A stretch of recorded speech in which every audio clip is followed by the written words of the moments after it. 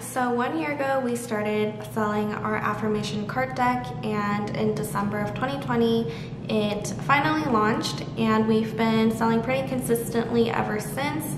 I wanted to film this video to give any aspiring business owners or already business owners who are interested in manufacturing a product from abroad. I wanted to film a video that goes through my whole process from start to finish, as well as include some tips that you should follow along the way. So without further ado, let's dive into the whole process of my manufacturing journey. So before I begin, I should probably explain what my brand Modern Love is. And Modern Love is a brand that is created for the self-development journey of women, and it's a brand that's created to help women on their journey of growing, discovering themselves, and also leading fulfilling lives. So this mission is something that is at the core of who I am, which made it extremely easy to carry out the mission and also develop the product. If you have not done so already, I recommend that you create a really strong mission statement that goes ahead and guides your product manufacturing. And this is because without a mission statement, which is your why and what of your business, it's extremely hard to pinpoint your dream audience or to communicate with them or to even know why you're doing what you do. And so you won't be as grounded throughout this process. So I do recommend to take out a pen and paper and spend a few minutes really narrowing down your mission statement of your organization before any manufacturing happens. So the first part of the manufacturing process is something that I call ideation. The ideation phase is when you sit down with your thoughts and you do a huge brain dump of your product and you find what the idea behind your product is. For me, this ideation process looked like writing down a whole list in my journal of the products that I wanted to manufacture down the line. After looking at the list, I looked through how feasible it would be to create each of the different types of products, and based on the ease of production, I decided to choose the affirmation card deck, just due to the fact that we don't want a complicated product, especially when it's your first time going through a manufacturing process like this one. So I wanted something that was smaller in size and also something that would be really feasible and accessible for me to go ahead and design and to create. Once I picked the product, I then had to expand and ideate further upon what this product would become. That's because, yes, you can have one type of product, but there are so many different types and ways that the product could come to life, and there are so many variations from the color to the size to the specific niche or audience that it serves.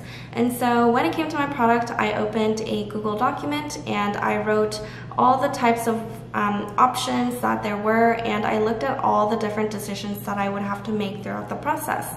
Some of the decisions were easy, like researching the design and the style that I was interested in, but the other ones were a little bit harder when I had to actually research the competitors and the other affirmation cards that were already in the market. It is extremely crucial for you to actually look at the market and analyze what's happening and what's already available, and for you to go ahead and identify the gaps, the things that are missing in the market that your product could potentially fill. For me, the gap that I found is that there were not many affirmation card options that were designed to appeal to women in my age range and with my style. And another thing was that I found the affirmations were very broad, felt really general, and didn't really speak to me, and sometimes they were way too cheesy for my liking. And the last pain point was if I did find a affirmation card deck that was not too cheesy and it was my style, the price range was way out of budget for someone like me. So I wanted to create a product that was in the right price range, the right style, and also the right affirmations that would speak to women in my age range. So once I went ahead and looked through all of the decisions, thought through the different ways my product could come to life, it was finally time to go directly to my audience and to begin an audience research phase. The secret sauce to my product being a hit is actually inside this phase, and I would recommend that you do not skip this phase as you are creating your product. During this phase, I made it a priority to chat with my audience. I did a mini project that panned over a month, and I went ahead and interviewed 20 women about their dreams, their goals, and their mission, their day-to-day, and the advice that they would give to other women. From these series of interviews, I went ahead and created the affirmations that lived on the affirmation cards, and their interviews really helped me create and write affirmations that were not only relevant but also hit home for the themes that we were all going through as women, and especially as women in our 20s and our 30s. I then began to design and develop my product.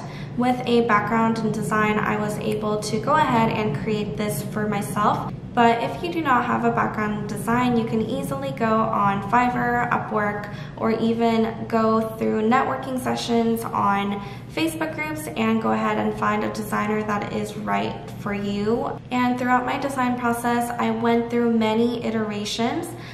Even when the designs felt unfinished and it was still in process, I kept going back to my audience and started asking them on polls, joined Facebook groups, and asked the audience there to see what feedback they had about my cards. And every time I did these polls or asked for feedback, the feedback always led me to the right direction and gave me a really good idea of what my audience was looking for. After this iterative process of designing, ideating, going back to my audience, and going through this cycle a few times, I felt like my product was finally coming to a good point for me to go ahead and start reaching out to manufacturers. So how do you go ahead and get in touch with manufacturers abroad, especially in China or in other countries? Well, the answer is a website called Alibaba.com, which is created exactly for this. It helps people from other countries that don't have as many manufacturers or factories and connects them with countries that are abundant in factories and manufacturers, such as China. There were also a few from Thailand, India, and so on. I began by searching for manufacturers, and I did this by typing into the search box manufacturers that created products that were similar to the ones I was looking to create. I typed in keywords such as affirmation cards, card deck, and tarot card decks. Even though I wasn't creating a tarot card, it was similar enough that I thought that manufacturers who created tarot card decks could create my decks as well. When a list of manufacturers popped up, I sorted through the listings and found the ones that I liked, and I picked 10 out of the list and decided to go ahead and reach out for them for a request for quote process. The way that I went ahead and requested a quote from manufacturers is I created a message template that said, "Hello, this is Se-young from the company Modern Love, and I am requesting a quote. Please fill out this spreadsheet and get back to me by a specific date. Thank you," and I signed my name as if I was the owner or a product manager at a company. As mentioned in the message, we did have a spreadsheet created. On the spreadsheet, I just listed out the things that I wanted to collect from the manufacturer. So some of the things that I collected was their email, their address, especially seeing what country and what city that they're located in. I also wanted to know if they were a manufacturer or a trading company, which is extremely different, and most of the times it is best to go directly to the manufacturer because you will get the best prices that way. I also requested quotes for different units, and so I requested quotes for 500 units, 750 units, and 1,000 units due to the fact that the more units you get, the cheaper the price becomes. So I wanted to see what the cheapest price could become as we manufactured the products.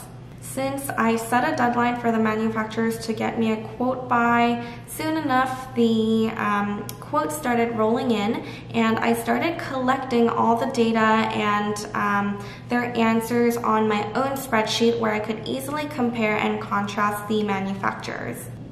On the spreadsheet, I went ahead and weighed out the pros and cons of each manufacturer. I did look at their prices primarily, but I also looked at things like their communication style, if they had met our deadline or not, and if they were responsive to any questions that I have had, just because this is going to be a long-term relationship, and so I wanted to make sure that I felt good about the manufacturer's customer service. On this list, ideally, you should be able to pick top 3 manufacturers that you want to pursue a relationship with. Unfortunately, I did not like a majority of my manufacturers and was only negotiating and dealing and considering one manufacturer. But when you go through this process, I highly recommend that you entertain 3 manufacturers so that you're able to use their answers in the negotiation process and that you have a backup plan if your first manufacturer does not go through. After you pick a manufacturer that you like or the top 3 that you have, you want to go ahead and inspect their samples. This is a process where you pay for the shipping, but the manufacturer sends you samples of the product so that you are able to see the quality of their product. You're also able to get a few ideas on the size or the texture, the materials that you want to create, and get some ideas on your product as well. My manufacturer sent me a few samples and I loved the samples. It gave me new ideas for how I wanted my box designed. And I knew that this was the right manufacturer to move forward with. So after I received their samples, we entered a long negotiation process where we went back and forth on chains of emails where we hashed out the materials we'd be using, the different sizes. We also discussed the packaging, and depending on the packaging that I chose, the price would go up and down. And we just went back and forth to see if they could get the biggest profit margin off of this manufacturing process, and I could also get the best price per unit during this manufacturing process as well. After a long negotiation process, we finally agreed on a price and sorted out all the last minute details. And after that, we went ahead and drafted up a contract. My contract that I drafted up just listed the terms, the dimensions, the rights that I reserve and that the manufacturer reserves, and so on. And after that was signed by their manufacturing manager, I was invoiced through Alibaba Trade Assurance, which is a safe and secure way for you to pay manufacturers. So I was invoiced, and shortly after that, I paid a 30% deposit, which is pretty standard when you begin projects. I don't recommend paying more than 30%. If a company does ask for more than 30% deposit, I think that's quite a questionable move due to the fact that the industry standard is a 30% deposit. So now we enter the production process. During production, it was fairly quiet. The manufacturer added me on WhatsApp and we went back and forth. They texted me pictures of the cards as they were being created so that I could really quality check them through pictures and videos. During my personal production process, I did have a few bumps in the road. I was slapped in the face with a cease and desist order because the deck name that I had chosen at the time was already taken. They had not trademarked it as far as I knew, but I did not want to deal with the cease and desist order. So we had to go ahead and reprint the boxes. Also, we did find a few defects in the product, so we did have to reprint all 500 card decks, which was quite unfortunate, and I had to spend a little bit more money than I had anticipated, but it was worth it to deliver a product that was high quality and that met my standards and therefore meeting the customer standards as well. So once the production is over, you want to go through a process called inspection, which is hiring a company to come and invest the products on your behalf. And this is because if you're ordering from China, I am assuming that you are not physically based in China, and so you want to go ahead and make sure that the quality is good, they delivered what you promised, and so on. And you want to make sure you hire an inspection agency to go ahead and make sure that the things that you were promised were delivered upon. So I hired an agency and they were extremely thorough. They sent me about 10 plus pages of their inspection report results. It was funny because he even went ahead and sniffed the product, which was an extra step, but it was nice the amount of detail that they carried out for this inspection process. So after all the inspection is done, it's time to get your goods shipped back into the US. Shipping goods from China to the US can be quite a complicated process, but most manufacturers do not handle the shipping on your behalf. If they do, it is quite expensive compared to working with third-party shipping agencies. So my shipping agreement with my manufacturer was that they would manufacture the products, but they would not ship the goods out, and that would be my responsibility. So what I did was the easiest route you can take for this process, which is hire someone to go ahead and organize and oversee the process of shipping your goods from China to the US. I worked with a freight forwarder company that I connected with through Facebook groups, and they handled the shipping process from me from start to finish for just a few $100s, which was a really good deal in my opinion. You can also choose between sea shipping and air shipping. Sea shipping is significantly cheaper. I believe I paid about $200 for sea shipping, but air shipping is quite faster and is, I guess, more safe, but it was about $1,100 to be able to ship through the air. So of course I chose sea shipping, which took a total of 30 days for it to arrive to my doorstep. Because of the process of shipping and me receiving the final product was so long, I asked my manufacturer to just ship one deck to my photographer, and she was able to carry out really beautiful photography for my products to prepare for my launch and for my website.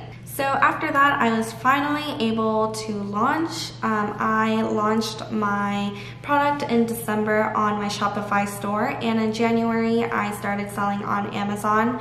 Sales have been pretty consistent, which I'm extremely happy about. And as I said earlier in the video, we are able to reorder a new batch of affirmation cards, which we are so grateful for, and we've been receiving awesome feedback and connecting with new women who have been enjoying these affirmation cards. So that has been extremely fulfilling, and this year-long process of learning manufacturing has definitely paid off. I am currently reordering decks, but also manufacturing a new product. And so once you go through this process, once it does become easier and feels more effortless to go through it again and to order new products. So if it's a little bit daunting or scary, I highly recommend to just dive in and reach out to me if you have any questions. I hope that you enjoyed this video. Don't forget to like and subscribe, and I'm really curious to hear if you like my business content or if you would like to hear more about selling on Amazon or Shopify. Please give me a thumbs up and comment down below if you would like to see more types of videos related to e-commerce and products. I hope you have a good day, and I'll speak to you soon.